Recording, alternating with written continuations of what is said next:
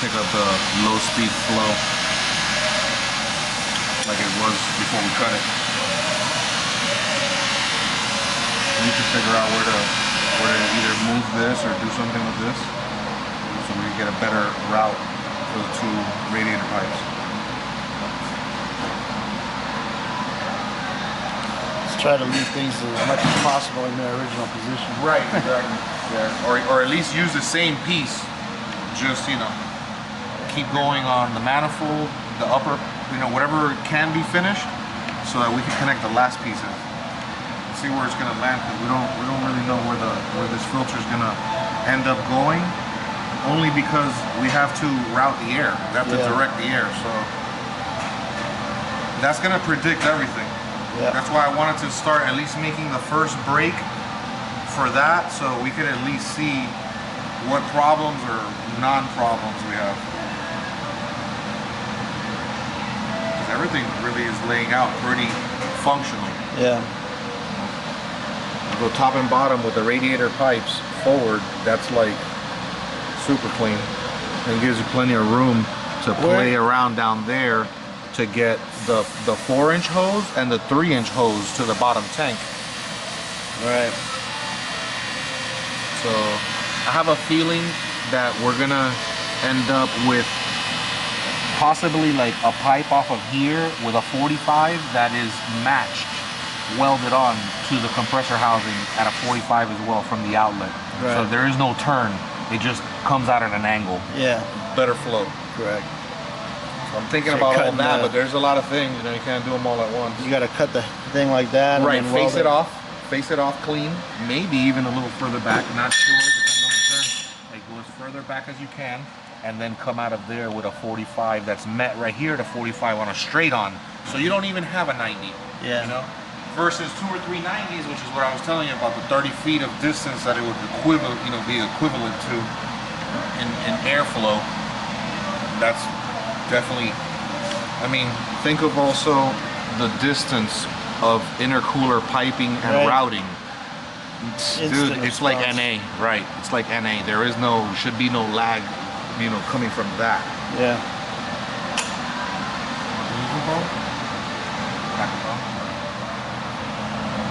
That's why I thought the 290s worked better. Because chopped off close, that one could be like that, and this one could be like this, and then you're like this.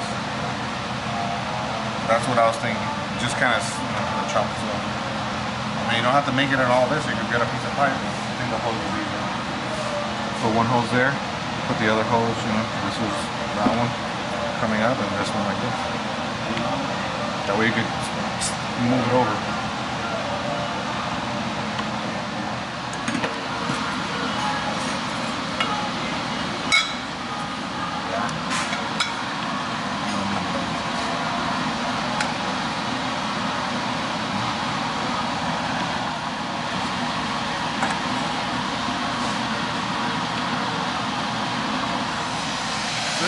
I want to fucking hang that thing and cut that hole and leave. I want to leave this section of the induction done today.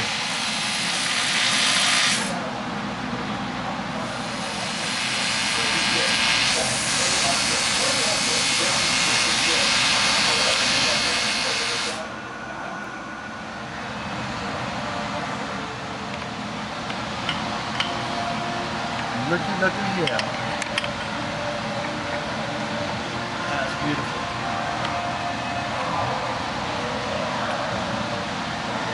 There's a straight section of 3. Oh, here it is.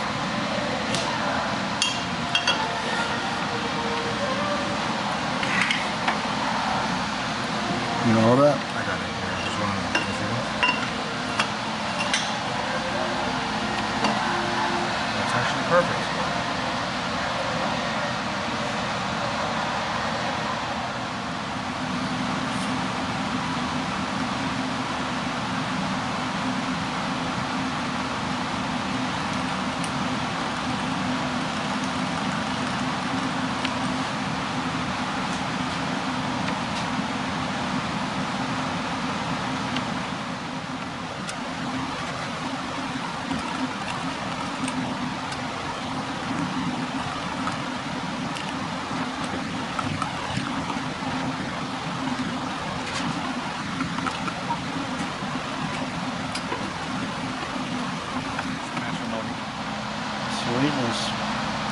gotta put there? A clamp or a hose? T-bolt. T-bolt. So it needs that double-sided T-bolt to grip onto or something? Yeah, just has a latch. I mean, this is beyond, but it's fits better, sits better, definitely looks better. Yeah. Definitely can't blow off if you had a surge or you have a backfire or something like that, or some weird thing like a gear drop or an engine stall. I could easily blow off a hose. Yeah. I know you do. Acceleration. Look at that, you even got the beginning of the bend. Easy. Come on now, just don't get ahead of ourselves. Yeah. See, that tube was meant to be, right, for that application. It's like, bend me down. It got the Destiny drop 2 weeks ago.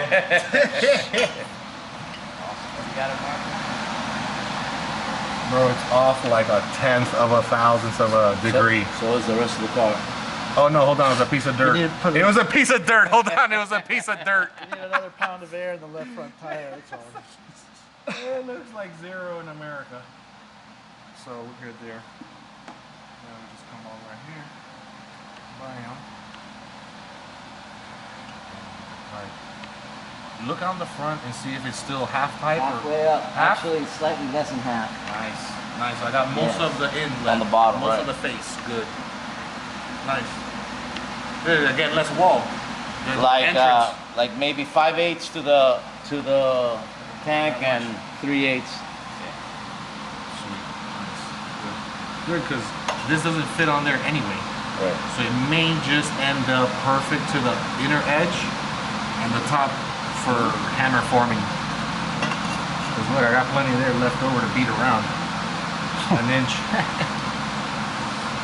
So we're good. I gotta, well, you wanna, I guess I'll just get some through punches to hold this in place so I could line up the pipe. Or if you wanna line up the pipe and mark both sides of the pipe, like both edges. What am I? Here, hold this. I want to lay this here wherever it is, and you just like, you know, mark it.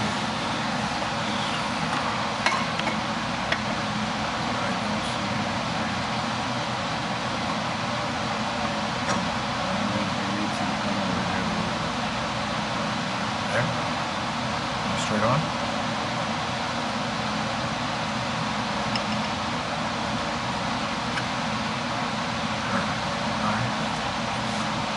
What I did when I cut that one, I drilled a hole right here, like close to the edge, but low enough On the not whole to hit the side. tank. On the whole side. Right, so the whole saw will gets cut more than half. Yeah. more than that. Brilliant minds think alike.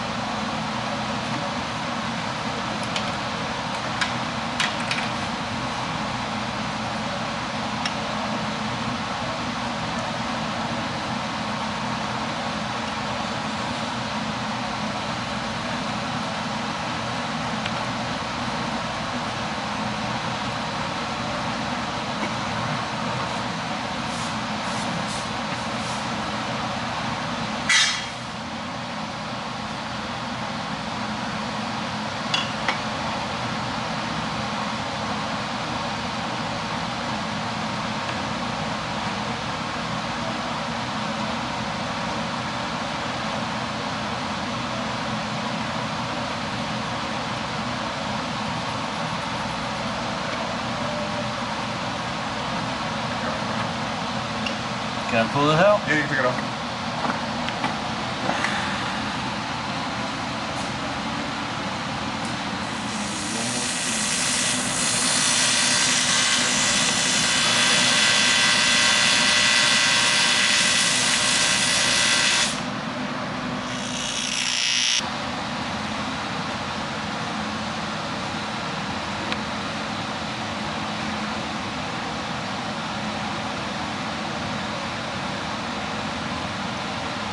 I'm sure someone's going to comment about the use of your wood for your intake. I don't mind any comments. Your intake.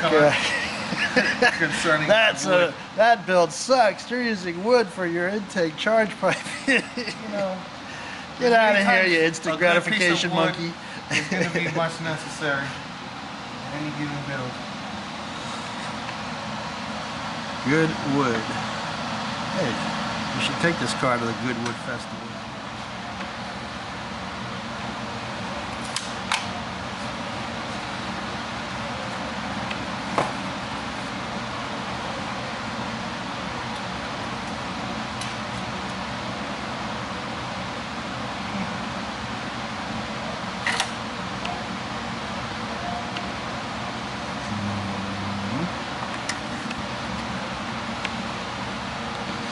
Someone's not going to like your T-square and refuse to watch the rest of this video.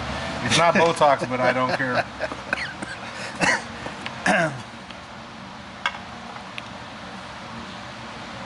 On that. Why Mazda had to make such a delicate engine in the RX8. Didn't know how to get around the problem. They just made an engine around it. So you're saying the facts were driving the policy? Or If it would have won all types of world titles producing carbon, not power, that's a shame. that is true. That's why we're going to change all of that by finding a suitable dumpster for the original engine and replacing it with something that actually can sustain power, not just make it. Time for Why is a rotary engine superior to a piston engine? because it's a two-stroke for starter. That says it all right there, huh? Yeah. We're not talking horsepower, we're talking acceleration. Nothing accelerates like a two-stroke. Anything in racing is all about acceleration everywhere I checked. So going a certain speed or getting a certain time is not as important as acceleration. So you're saying nothing accelerates like a rotary engine? Not quite. Only other two strokes.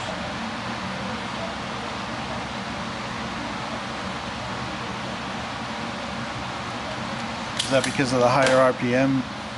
Well, first of all, the engine is geared down, so it has 3 chambers on every rotor, which divides the revolution by 3, so the actions inside the engine internally are not happening as quickly as the crank speed. So say your engine is running 9,000 RPMs and your steer is going to blow up. Internally, it's not seeing any more than 3,000 revolutions. Really? So that gives the engine an advantage mechanically, gearing wise. So the engine is geared, which is a great advantage, especially when it's coupled by a port timing induction like a two-stroke. That ends up being real whippy, real racy. As long as you can harness that or find an application, you have a lot of power. And then when you add a turbo to the mix, it's like Exponentially the rotary. greater than that. The rotary seems to be designed for turbo. Fuel efficiency is out the window. Of course. Volumetric efficiency is through the roof. That's all it could be said. In a racing application, it's hands down. In a everyday, maybe daily driver, you want to conserve gas, No. might not be this cup of tea right here. Well, that's why they banned it from Le Mans Facets and of whatever, racing, because they would win and they had no comparison and they had no counter. yeah, So they're not going to get dragged through the dirt by some non-conventional engine. yeah. You know they did. Only Mazda placed 3s and 1 through 10 in the last Le Mans, so only Jaguar and Porsche contended that. Not Mercedes, not McLaren, not Ferrari. That's an achievement. That's good enough for me. That speaks A alone. lot of the fuel doesn't get burnt, right? No. That's why you see a lot of flames coming out the tailpipes on rotaries.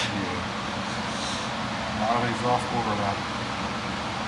Oh, is that what it is? More than the raw fuel in the Well, that exhaust? too. That doesn't help. But when you have an engine that has no valves and it works off scavenge, it's easy for hot gases to expel fire. It kind of is the signature of a race rotary engine. Yeah. Those engines, kind of like the dragsters, the top fuel dragster, at wide open throttle, if you look carefully, they've got an open flame. pretty much coming out of the Yeah, exhaust. true. It's true. Especially on the race cars and See the 'em out of those prototypes, pipes, because yeah. there's not enough distance to dissipate the gases. Yeah. And Well, they're when so we put close. the engines on the dyno here, it's Oh, pretty same much thing, the same. same thing. That's why even on those dyno videos, you see fire shooting out of the flanges, Yeah. and even if it had a gasket, it blows them out. Yeah. Well, I'm trying to quit smoking. I see that. Your fans will be very happy to see that. I'm actually not 100% cured, but I'm definitely leaning away from it. This is a replacement. Well, I think it's coming along quite nicely. What's your estimated timetable to completion here? Oh, if I could dedicate ourselves full time to this thing, it wouldn't be but a couple of weeks at the most. The problem is, gotta pay the bills. The Boris is knocking out, 99% of all the fabrication and doing an absolutely beautiful job. So, it's certainly gonna make it a hell of a lot quicker than we were going at the pace we were going at. Yeah. Not much really left to do. Still got to fabricate the mount for the little spacer for the AC compressor. Once we have the throttle body going directly to the intercooler, we'll make our duct work. That's going to take a little bit of time, a couple days. Got the jig already done for the exhaust manifold, and once the plumbing is done, we've got to get a couple of fuel rails, injectors, run the wiring harness, and rock and roll.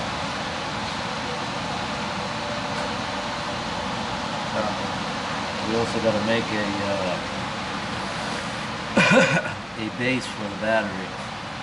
You're going to use that small battery, right? Well, I want to, and we'll try it first. My concern is what happened with that first gen that we put that third generation motor in. Oh, you were having problems with the Optima? The alternator was not keeping up with the demands of the car. Yeah, all the electrical draw. Now this alternator is much bigger. It's probably about 115, 120 amp. That one's only 60. So if it can continue to maintain full charge of the battery, then we should have absolutely no problem. In that particular case, the battery is being consumed quicker than the alternator could recharge it. The electrical current draw versus the alternator output was identical. So it would slowly deplete the battery, and the car would run fine for 5-6 minutes, and all of a sudden, the computer wouldn't have enough power, current to keep going. So I hope it doesn't happen with that little battery.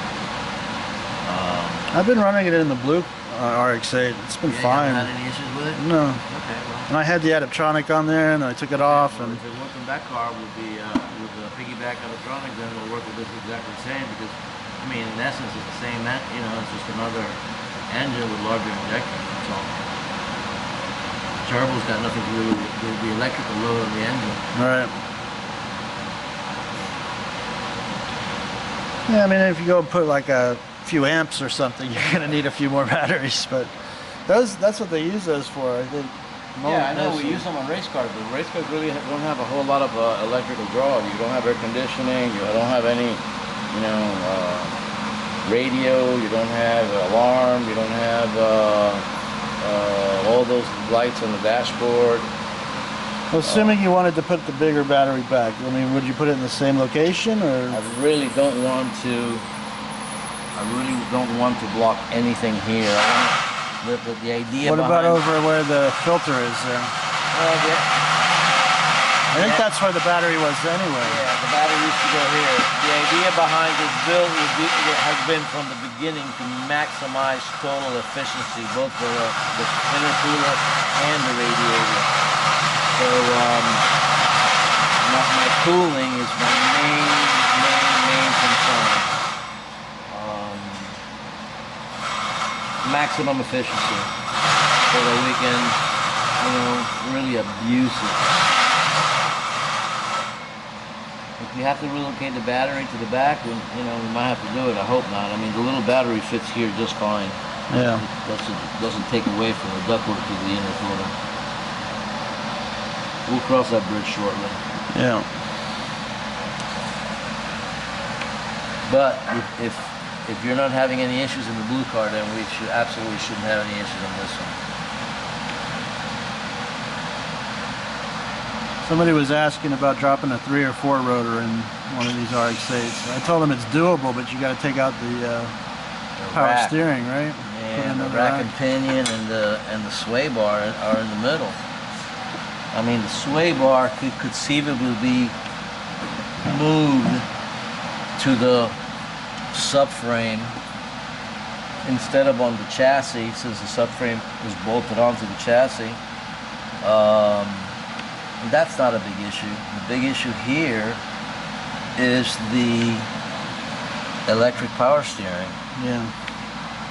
And all the mounting points. I mean, the engine is certainly wider than the mounting points of the rack. It's gonna have to come over that cross beam right Yeah, there. you can't. You know, I've seen people put 3 rotor and 4 rotors in these things somehow. I mean, they must be doing yeah, some the major engine is sitting modifications. way up. Is that what it is? Yeah. Or, you know, maybe they've gone ahead and modified the subframe. I don't have an issue modifying the subframe as long as the original subframe is in place with the rack and as I was saying that I don't mind modifying the subframe, cutting a section out of it to make some space, as long as the rack remains in its original position.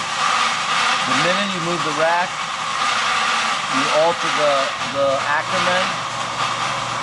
Back here,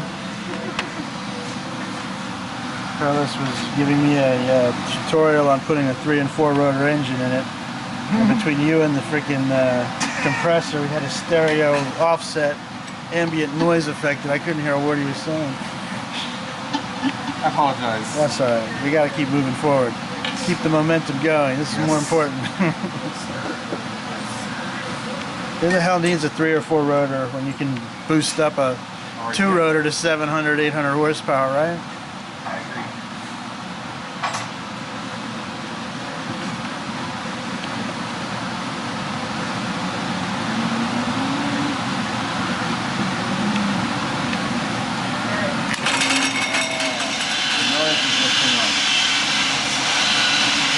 Anyway, the minute that you relocate the rack, even if it's just ever so slightly, you affect the bump steer.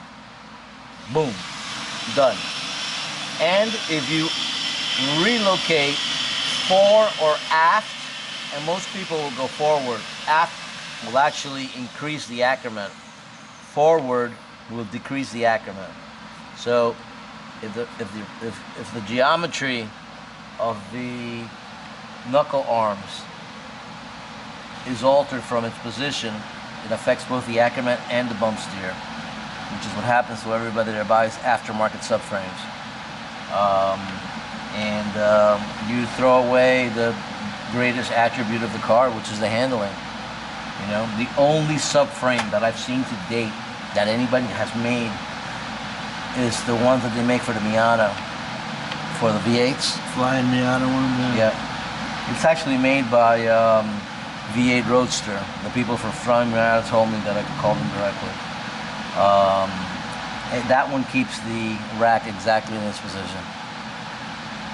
Every other rack, especially for the 3rd gen, moves them for convenience, and you know, the cars are unpredictable at high speed. What is bump steer exactly for those that don't know the term? Bump steer is the orientation that the tires take while the suspension is going through its travel.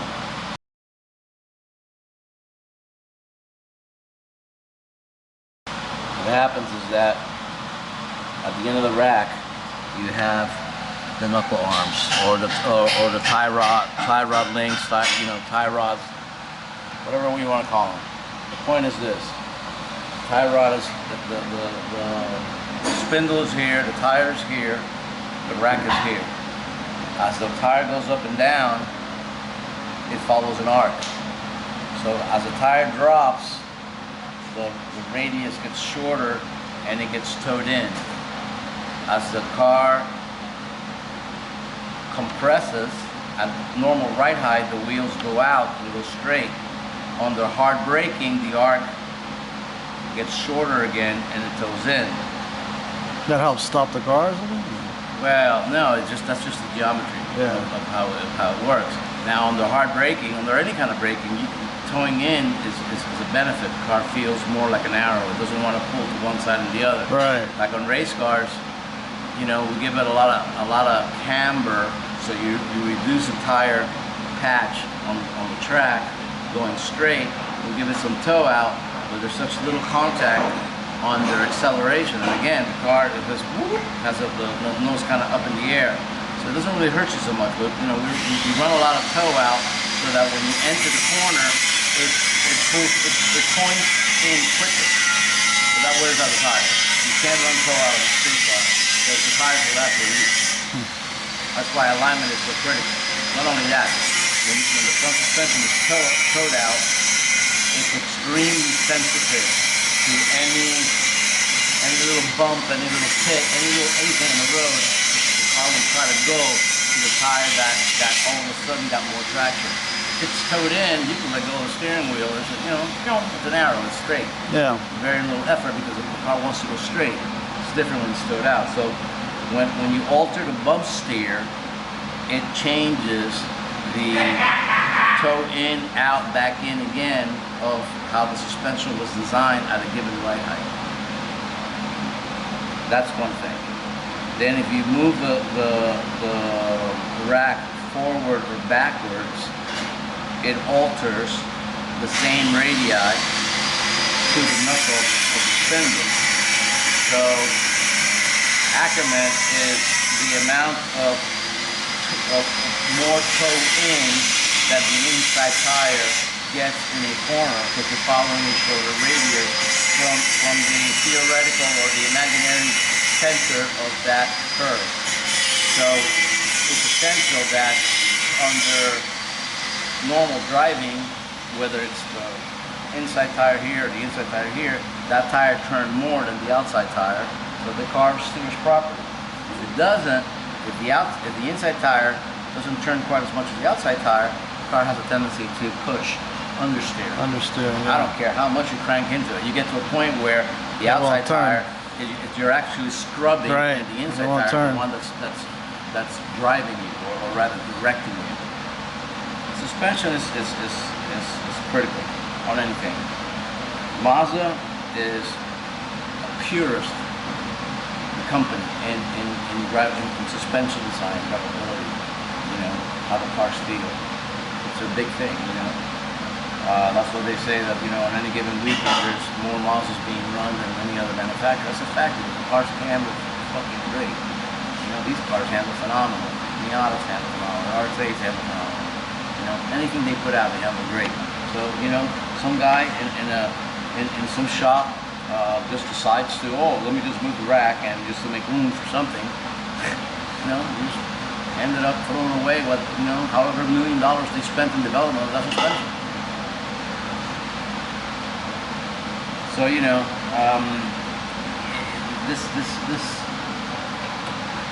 that electric rack is so huge.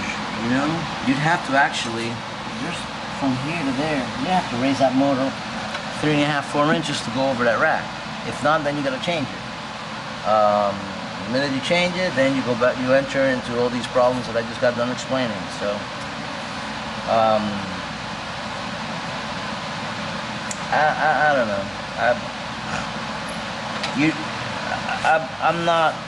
I'm not too keen on putting a larger engine on these cars. There's just too much obstruction up here for the engine block. You'd have to basically rebuild this whole car anyway with that kind of power. Whole new suspension and brakes. You could put a Sandberg rear subframe and put an 8.8. That will handle all the power you could muster. That's not a problem. The pack's not a problem. The axles are not a problem. But you know, it's making this work. And you know, all of a sudden you double or triple the power, and the car is like doesn't want to go where you point it. Doesn't make for the best combination. No. Looks like you got penetration over here. Yes. I need space. Nice, I need space. Let's hang it. Look at that shit.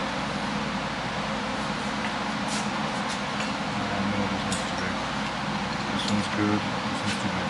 These are just too long, so I need to measure the exact distance now, and then I can just cut it, and you can do your magic.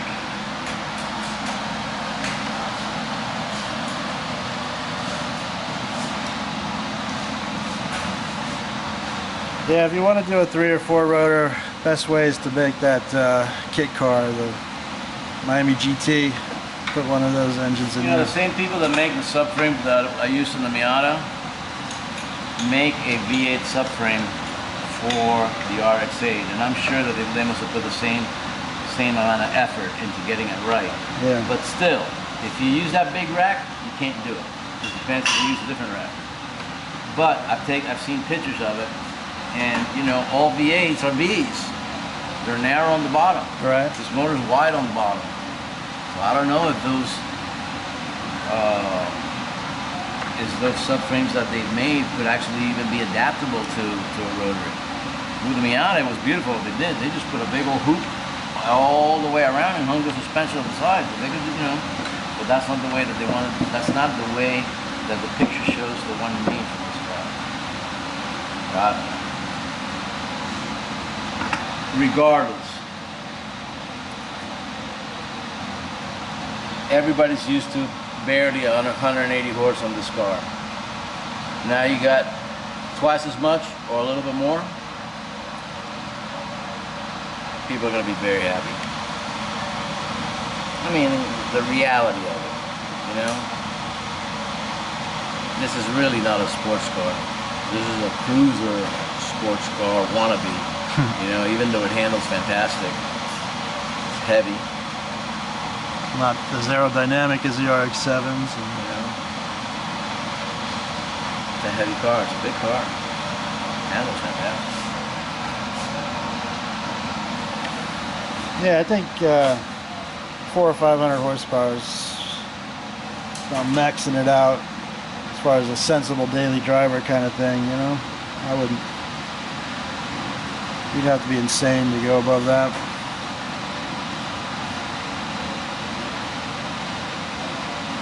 Some of these hypercars out there like that, who's the one that makes that 1-to-1, 1 horsepower to 1? Koenigsegg. The Koenigsegg one, huh? And that's incredible. 1,300 horsepower, 1,300 pounds. No, 1,300 kilos. Kilos, whatever. 2,600 Oh, plus. okay. So that's the 2,700 pounds. Plus your driver, you know, 3,000 pounds. It's still a hell of a car to weight ratio. Well, you were talking about the Rolf the other day. It was what, like you 3-to-1 or something, or the race car you got there? What about it? What was the horsepower to weight ratio on that? Like 3-to-1? Well, I ran it before with a 330, 340 horse peripheral port. That's scary, fast. With a turbo, I think 400 horse is all it's gonna need. Somewhere along the line, whoever's driving is gonna run out of balls. You know, it's as simple as that. You know, putting a lot of ground effects into it to make it feel more stable at high speed. But any way you cut it, you put 400 horsepower in a car that barely weighs 1,100 pounds. When everything was on it completely, we weighed 1,120 pounds without a driver and without fuel. So call it, you know, 1,200 pounds. You put 400 pounds, 400 horse, and a 400-pound car, you got 1 pound for every 3 horsepower. That's IndyCar territory.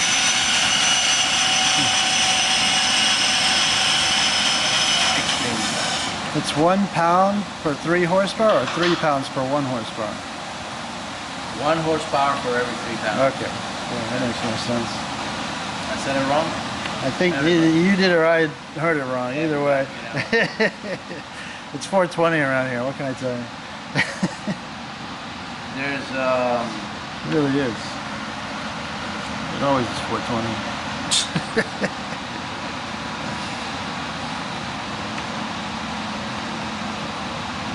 on the internet. There's a roll with that same FT200 gearbox in England. They use it, or they call it a hill climb car, and it's got a BMW 3.2 liter straight 6 with triple side rafts, or yeah, it's triple side rafts. Those things are quarter monsters, absolute quarter monsters. So that gearbox will take long, but it'll take more than 400. That's why I don't wait to do it. What? Whoa, easy, not so fast.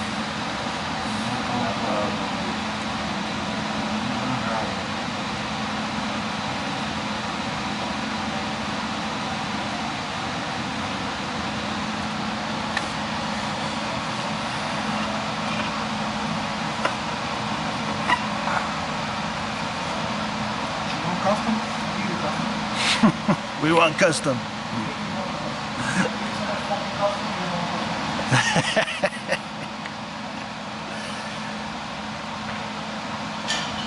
Seriously, man.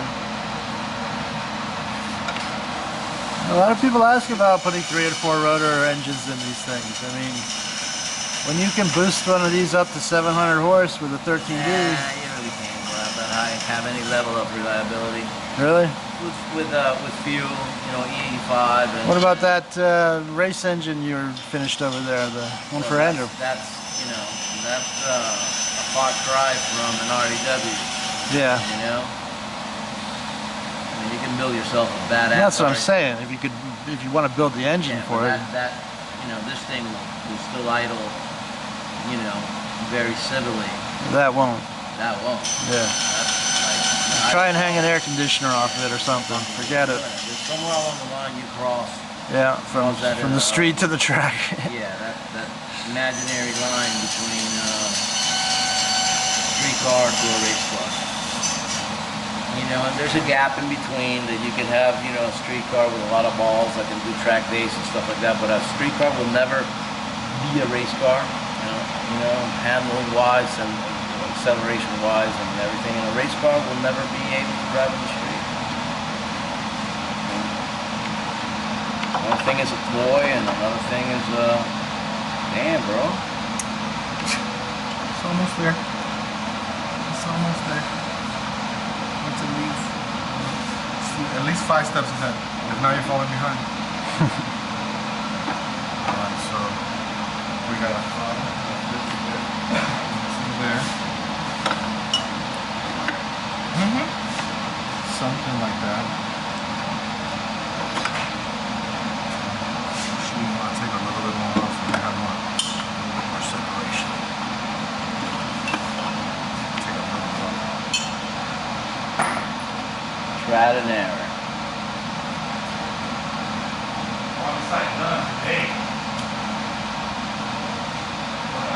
The other advantage we're going to have with this setup, having the radiator standing up and the upper tank of the radiator above the water pump. We get rid of the bottle. We get rid of the bottle, get rid of the air separator tank, get rid of the recirculation, get rid of all that headache creating stuff.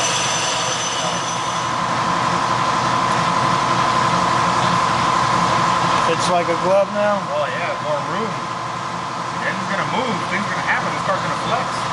Not much, but About a 3-incher. Hang on a second.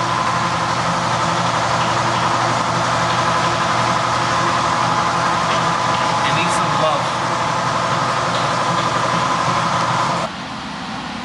Not the right color yet, but you know, it's what we got on hand.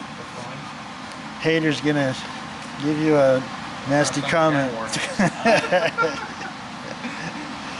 They'll be happy to see we got rid of the radiator mock-up though.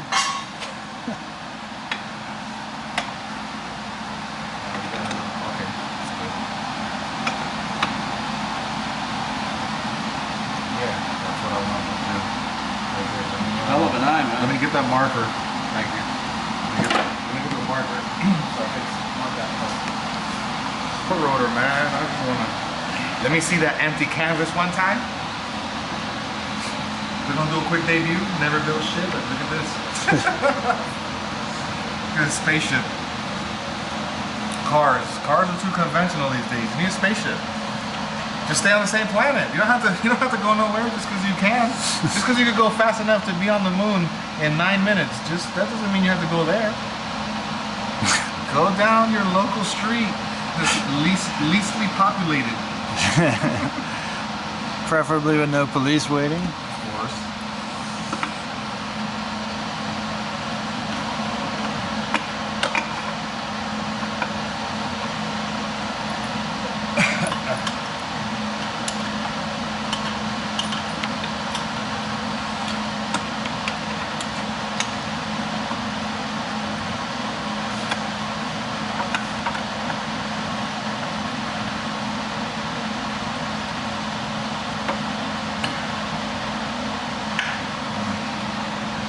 You might want to have a little more space here. No, there is. It's For the bump hose when the engine twists a little bit.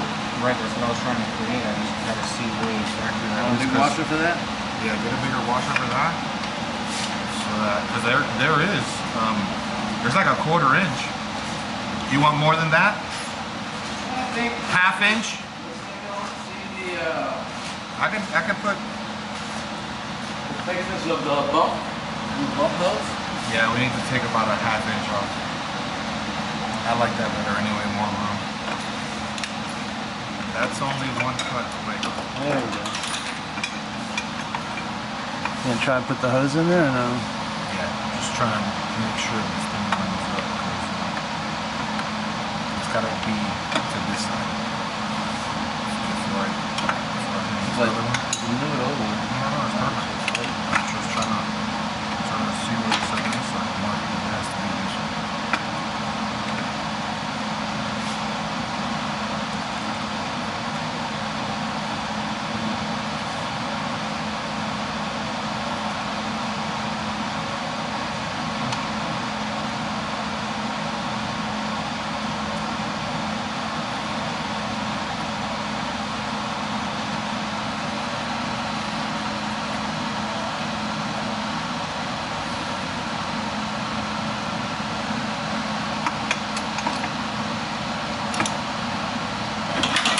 Cut it about 1/8 of an inch further in, so that it's here instead of here. So I can cut one in the road. Okay, when I cut it inside here, right? Right, don't cut it to the edge here. Gotcha. Leave a lip inside, but beyond here or just Ah, just there. a 1/4? Okay. Let me see.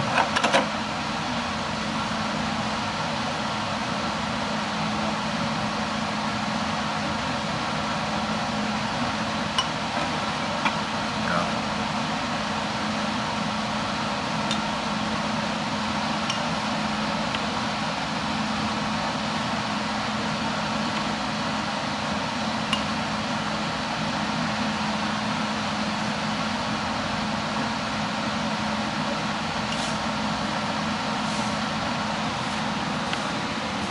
We got plenty of separation between the turbocharger and the block. So off the intake manifold walls, we can make a nice heat shield to keep the heat all completely away from the intake. It's way down here. Yeah. Efficiency. Totally efficient. Someone was asking why you didn't mount the turbo in the tail of the car like some people are doing Yeah, nowadays. I gotta reply to that guy. I've been corresponding with him for quite some time. His name is Ryan the Cool or something like that. You know, remote mounted turbo systems have been developed and they work extremely, extremely well, but they're designed for large displacement, high torque engines, where the torque of the motor is sufficient to get the car running fast, quickly, before the turbo boost is required. On a rotary engine, you have no torque, and putting the turbocharger back there will create massive amount of lag. So it's not convenient. They don't complement each other. So what you gain from loss of heat in the engine bay is going to be made up for by the length of the Exactly. charge lines. On top of that, there's another issue. Normally on remote mounted turbochargers, the returns going back forward are kept away from the exhaust gas line. So that in itself the length acts as an intercooler, and then you go into an intercooler, it's a very cool charge. Can't do that with a rotary engine car. There's a simple reason for that. On any piston engine, reciprocating engine, whether it's except for a Porsche Boxster engine or a Ferrari Boxster engine, on any piston engine, V8, straight 6, inline 6, 4-cylinder, whatever, the crankshaft is at the very bottom of the engine. On the rotary engine, the crankshaft is about 3.5 inches higher. Actually, by the time they put the oil pans, about 4.5 inches higher than the bottom of the engine. So the gearbox sits further up, the tunnels are wide, but the body is very low because by having to move the center, the crankshaft line of the engine, the bump for the tunnel for the gearbox is much higher. Creates a spot on the bottom of the car where the exhaust system runs, where you have to run both the exhaust line going from the exhaust manifold back to the turbocharger, and then from the turbocharger right back to the engine once again. So you lose right from the get-go that advantage of dissipating the heat, because the charge air line coming back from the turbocharger going forward to the engine is adjacent to the exhaust pipe, and the closer you get to the engine, the hotter it is. One problem. So by the time that you get back to the engine, it's just as hot as if it was right up here. That's one issue. Second issue is all rotary engines, except for the RX2s and the RX3s, have this starter on the left-hand side of the car. Those early cars have the starter on top. So, what does that mean? The charge air line coming back from the turbocharger has to go right over the exhaust manifold. No way of putting it on this side. You got your spark plugs, you got your coils, and you got your starter down there. There's just no room to route that pipe on the cold side of the engine into the intercooler. So by the time that the charge air line comes from the turbocharger back to the engine, it's just as hot as if it hadn't gone back there. I've given this massive amount of thoughts because when I was doing that 4-rotor 3rd gen, that's what I wanted to do. In a 4-rotor engine, you got so much torque, you can mount a giant turbocharger in the back. But the more I studied it, the more I realized that, you know, you need just as large an intercooler, and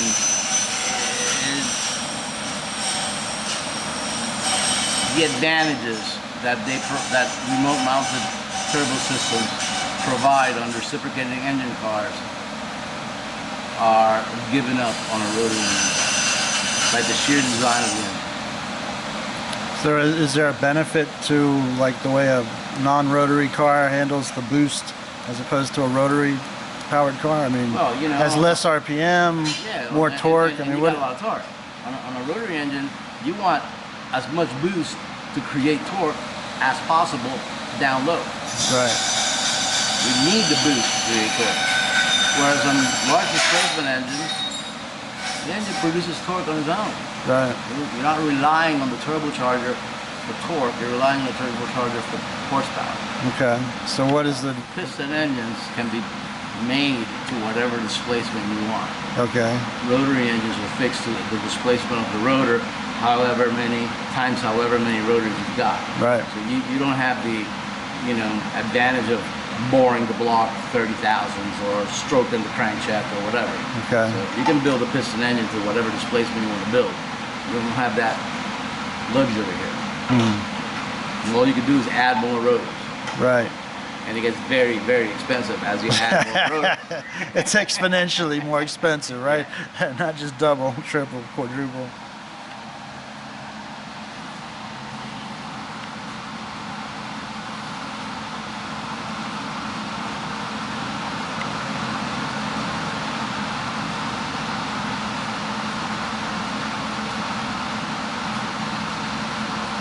I guess it's time to weld, huh?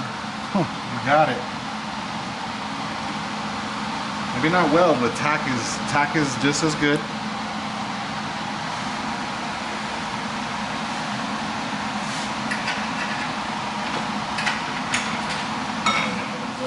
And you can't really focus. focus it.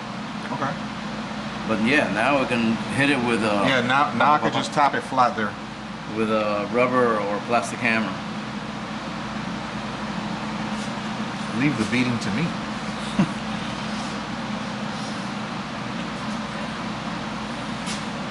It's hot.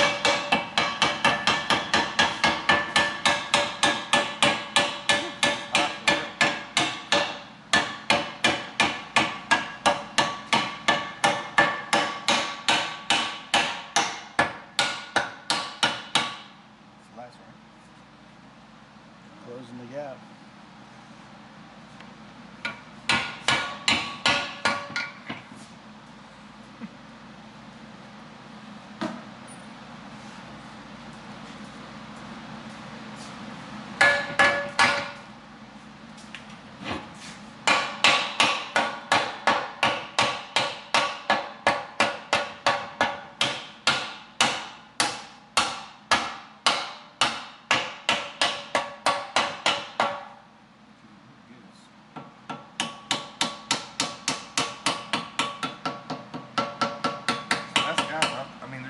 be a gap, I think.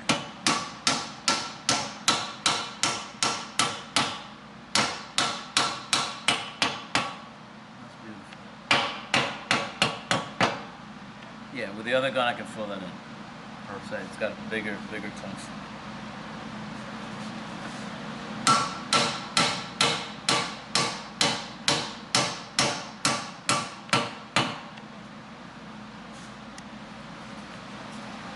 Still hot.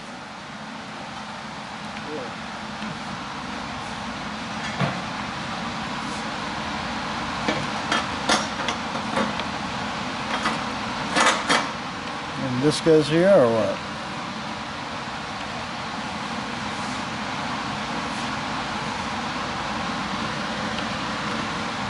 Looks good. Nice welded. You don't need a bead along here? Yeah. Oh, it's got a... Diego showed up and... Oh, okay. Looks awesome. Coming along nicely.